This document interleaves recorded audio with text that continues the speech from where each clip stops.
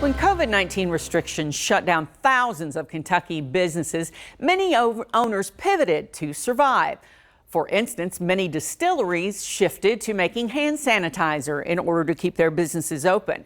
And while bourbon will survive, many tourism companies that rely on distilleries have been impacted too.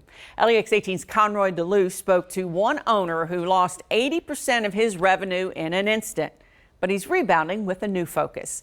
That's tonight's edition of The Rebound Kentucky.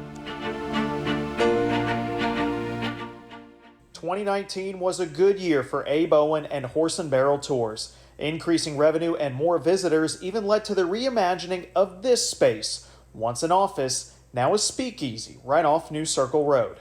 It's a nice place. We've got a piano, we've got a bar. We're going to do bourbon tastings, wine tastings, can do events, lunches, business meetings, and those kinds of things. But since mid-March, the hub's lights have stayed dim. See, we go to bourbon distilleries, we go to horse farms, we go to wineries, and virtually all three of those markets were invisible for 6 or 8 weeks. Down but not out. Like many business owners, Owen has a survival instinct and an entrepreneurial spirit. He sold a tour bus and applied for a PPP loan that helped pay his employees and the rent during the worst part of the shutdown.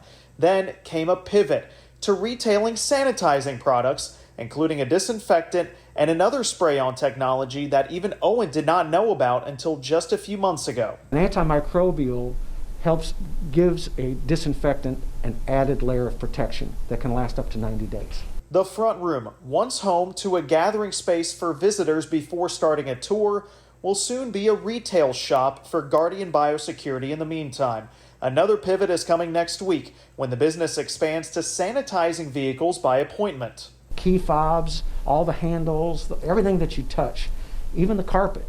And then we will disinfect it, and then we will put the 90-day antimicrobial armor guard on it as an extra layer of protection. 2020, a year of expected business growth, countless miles through Kentucky horse country, speakeasy crowds, and plenty of stories. Well, that's all put on hold. When we get through all of this and we look back, I think it's going to be more devastating than people realize. While some tours at distilleries have resumed, business will likely stay slow until a vaccine is widely available. We have to move it forward and keep moving it forward as much as we can and still be safe. I mean, that's the most important thing.